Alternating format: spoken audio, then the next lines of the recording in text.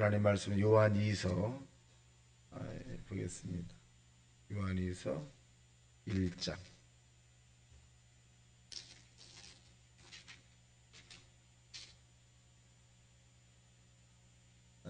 394면 요한 2서 1장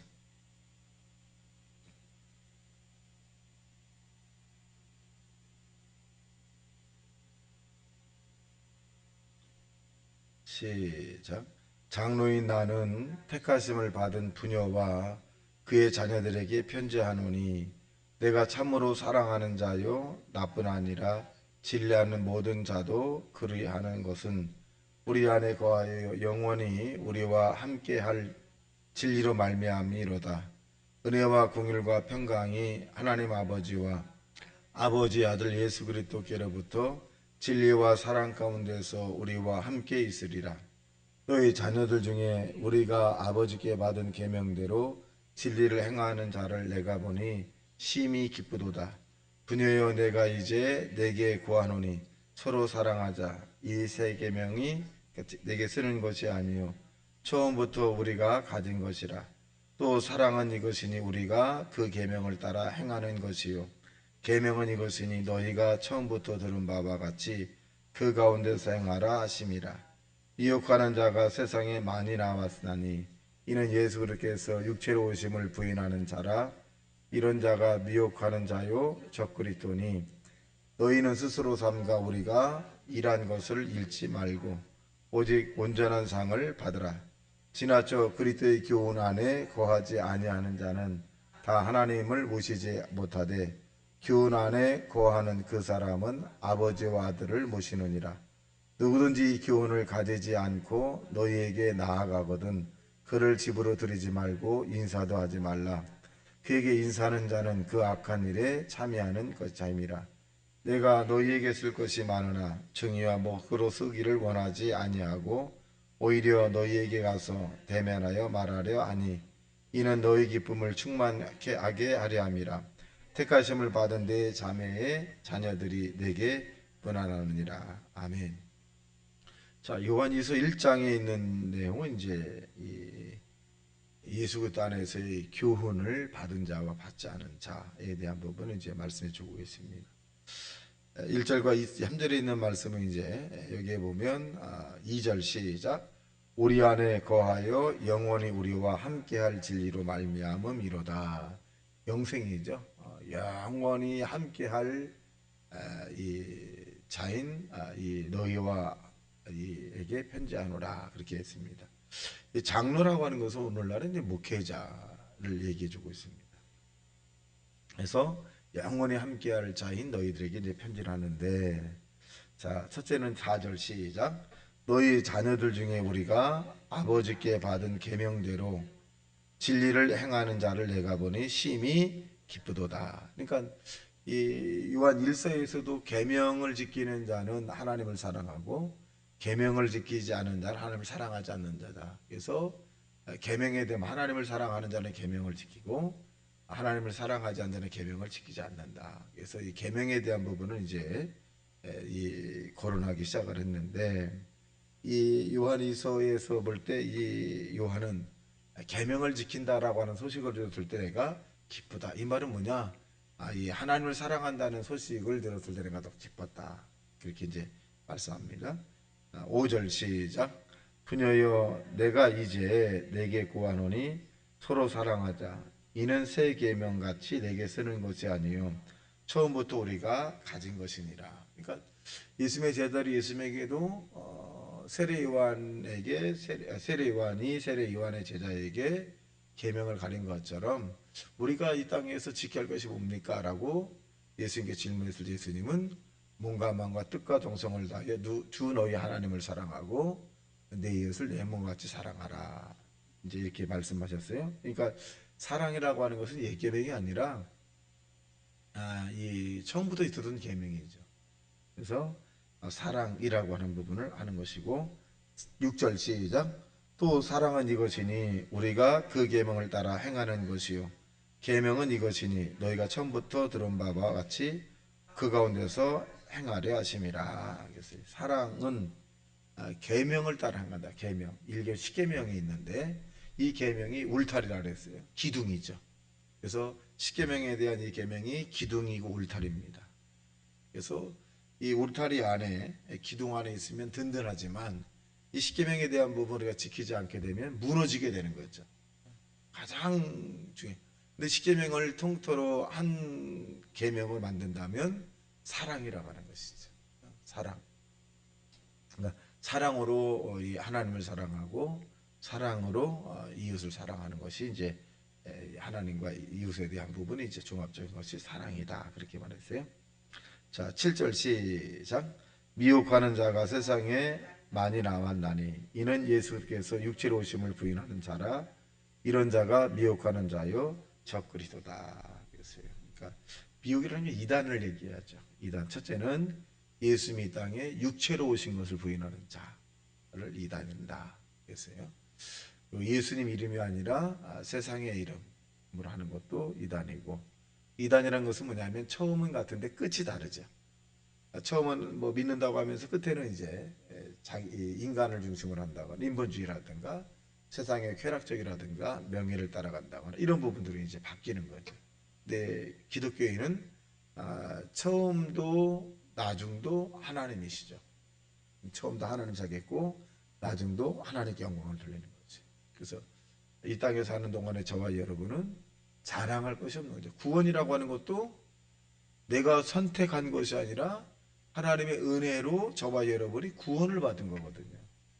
우리의 도덕과 윤리적으로 뭐 깨끗하거나 다른 사람보다 더 뛰어나서 구원을 받았 아니거든요.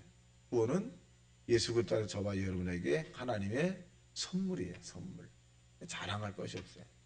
뭐 찬양이라든가 기도라든가 말씀을 많이 한다거나 나의 신앙이 다른 사람보다 좀 나은 것 같다? 하나도 자랑할 것이 없죠. 왜? 신앙의 믿음의 분량도 내 것이 아니에요. 하나님 우리에게 믿음의 분량을 주신 거거든요.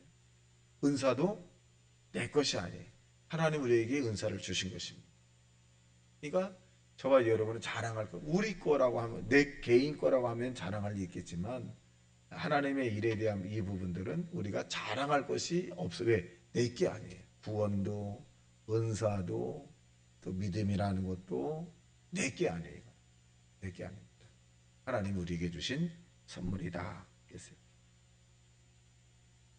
그래서 8절 시작. 너희는 스스로 삼가 우리가 일한 것을 잃지 말고 오직 온전한 상을 받으라. 일한 것을 잃지 말아라. 그러니까 일하는 것을 왜 잊게 되면 자랑을 하게 될 때. 내가 이런 믿음의 행위를 했어요. 근데 이것은 내가 잘나서 그랬어. 자랑을 하게 되면 일한 믿음의 상이 깎여버리는 거죠. 쭉. 그래서 우리가 이 땅에 사는 동안에 사람들로부터 상을 받지 않도록 조심하라. 상. 세상에 이 사람들에게 칭찬을 받지 마라. 사실은 은밀하게 하시는 내 하나님이 갚으시리라. 그러니까 우리가 이 땅에서 오른손이 가서 왼손 모르게 하고 왼손 오른손 모르게 하는 것처럼 이럴 때 하나님의 온전한 상이 쌓이는 거거든요. 이미 우리가 사람들에게 칭찬과 인정을 받으면 상은 없는 거예요. 잃어버린 거거든요. 잃어버린 거예요. 그래서 우리가 하나님의 일을 할 때는 은밀하게 하셔야 돼요. 왼손이 하는 것을 오른손 모르게. 어떻게 왼손이 오른손 모르게 하시겠어요? 같이 다니는데. 그 정도로 왼손이 오른손 모르게 하는 정도로 은밀하게 하라는 거죠. 아무도 모르게. 아무도 모르게 해야 상급이 쌓이는 거고 사람들이 알아서 칭찬해주고 인정해주면 그 상은 잃어버리게 된 거죠. 수고가. 그런 의미입니다. 9절 시작. 지나쳐 그리스도의 교훈 안에 거하지 아니하는 자는 다 하나님을 모시지 못하되 교훈 안에 거하는 자는 그 사람은 아버지와 아들을 모시느니라. 자, 교훈이라는 것은 가르침을 받는 자죠. 하나님의 말씀에 가르침을 받으려고 하는 자는 하나님 안에 거하는 자고 하나님의 말씀에 가르침을 받지 않으려고 하는 자는 뭐라 그랬어요? 내치라는 거죠. 내치라. 그러니까 세상의 사람들이 교회에 하나님은 믿지 않되 예수 믿는 사람과 가까이 함으로써 이렇게 뭐 같은 희석시키려고 하는 부분이 있는데 여기에서 단호하게 이 요한은 이 공사를 구분하라는 거지. 단호하게. 그래서 사랑은 하되 진리를 희석시키지 마라. 이 부분입니다. 그래서 10절 다시 한번 볼까? 시작. 누구든지 이 기운을 가지지 않고 너희에게 나아가거든 그를 집에 들이지 말고 인사도 하지 말라. 그에게 인사하는 자는 그 악한 일에 참여하는 자입니다. 뭐 하나님이 어디 있어? 뭐 이렇게 해서 막 무시한다거나, 그다음에 내 주먹을 믿어. 아이고 막 이렇게 그렇게 하나님에 대한 절대에 대한 부분을 무시하는 사람을 가까이 하지 마라. 집에 들이도 마라. 근데 길거리에서 인사도 하지 마라. 이 의미는 뭐냐면 그만큼 냉정하게 판다. 그러나 그 영혼은 불쌍히 여기라는 거지. 그 영혼 불쌍히 여기고 기도하고 또 기회가 되면 전도하고 또 빠져나오고 그렇게 해서 그 영혼을 살려야지.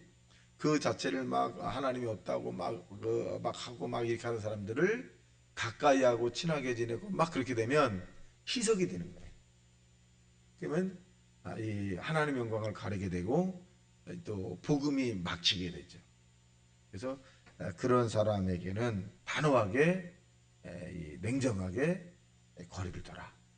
그리고 가끔 만났을 때는 또 하나님 말씀을 하고 또 그렇게 강하게 나오면 또 빠졌다가 이렇게 하라는 것이게 이 복음이라고 하는 이 전도도 대단히 지혜롭게 하라. 그래서 복음을 증거했을 때 그거 받지 않으면 그지 와서 복음을 증거치 받지 않으면 예수님께서 말씀하기를 이 신발 위에 먼지도 떨어버리라는 거지. 떨어버릴 정도로 그렇게 이제 하라. 냉정함을 가지고 복음을 전파해야지. 하나님을 무시하는데도 괜찮아요. 그건 안 된다는 거지. 그거는 냉정하게 정리해라. 그리고 또 영혼은 불쌍히 여겨라 이 말입니다. 12절 시작.